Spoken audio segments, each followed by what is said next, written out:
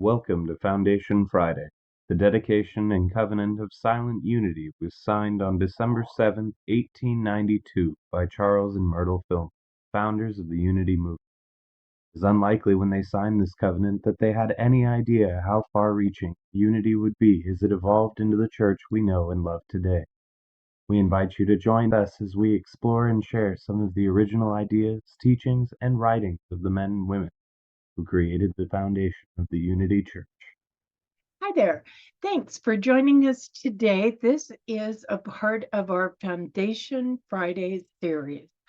And today we're going to be talking about the riches of virginity.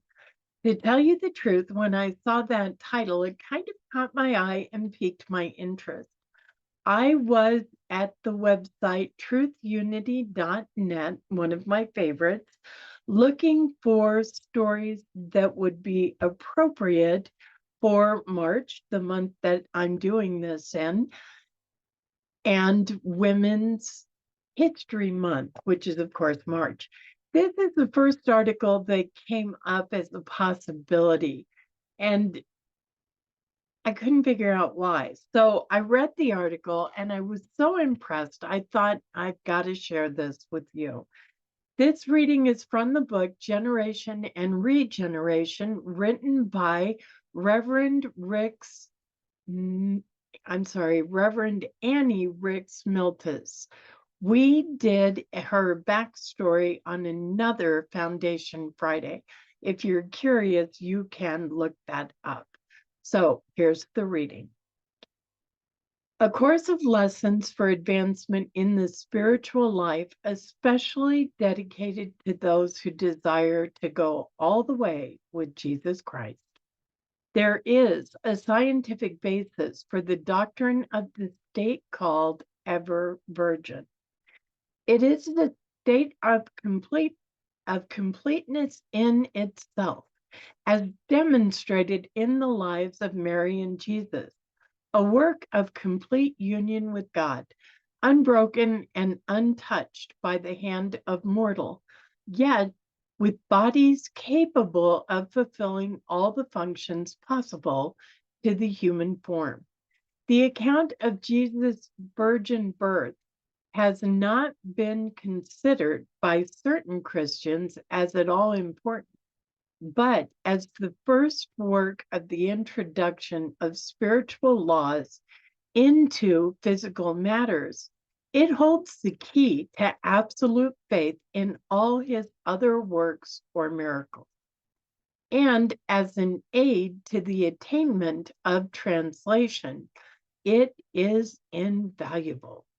The rejection of this first miracle in the life of Jesus has resulted in many instances in the rejection of all the works for which the Christian could not account in a rational and sense-satisfying way. The denial of the virgin birth of Jesus stultifies all the records of his wonder works for the same arguments by which his first part of Jesus' story may be rejected, will in fact throw out all the other records, leaving thereby only the bare bones of doctrine, and much of that also refused. But the rationale of the process satisfies those who accept the truth that every good gift cometh from the Father. That's James 1:17. Who introduces them independently of time, space, or any other limitation of mortals' knowledge of cause and effect. Divine order is not set aside, nor any laws violated by the introduction of higher laws and processes.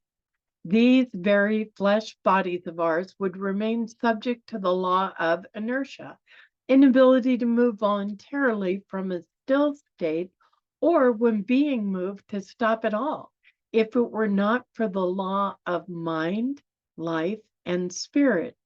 When man shall realize that all advancement of nature and humanity is by the coming in of spirit and its laws, they will no longer seek for the missing link.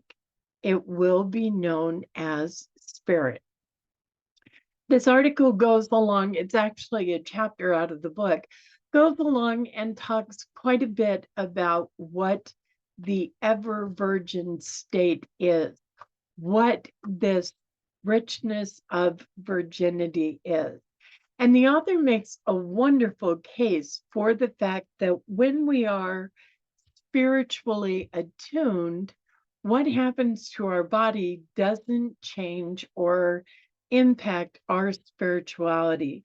We are still spiritually attuned and serving the divine and expressing the divine, even if we get a broken leg.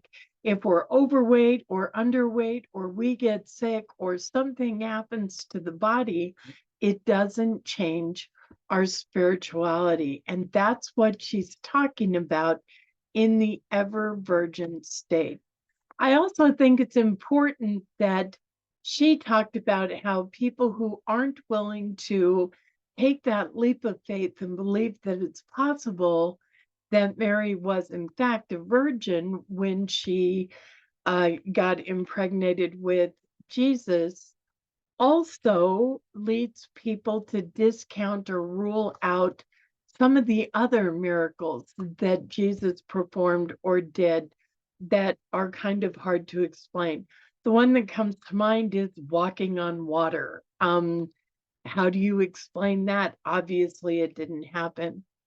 Personally, in my own life, I've had enough extraordinary, unexplainable things happen that I'm able to suspend my disbelief and enjoy the telling in the story, knowing this might be exactly what it looked like, exactly what was recorded. My thoughts on the wonderful book Generation and Regeneration, and the chapter on the riches of virginity. I hope you have enjoyed our Foundation Friday production, and I look forward to your comments. I hope you will share this with anyone and everyone you think might be interested. But before we go, please know you matter. You are sacred. And you are so, so very loved. Namaste. Thank you for joining us, and let's stay connected and grow in spirit. We are on Facebook. Search for Unity Church of El Cajon and follow us and like our posts. You can reach us on YouTube at Unity Church of El Cajon. Please subscribe to our channel, watch our videos, and leave comments which can help us improve. We are on the web at unityofelcajon.org. Email or call our church office to receive our weekly newsletters, which lists all of our activities and opportunities to learn and grow together.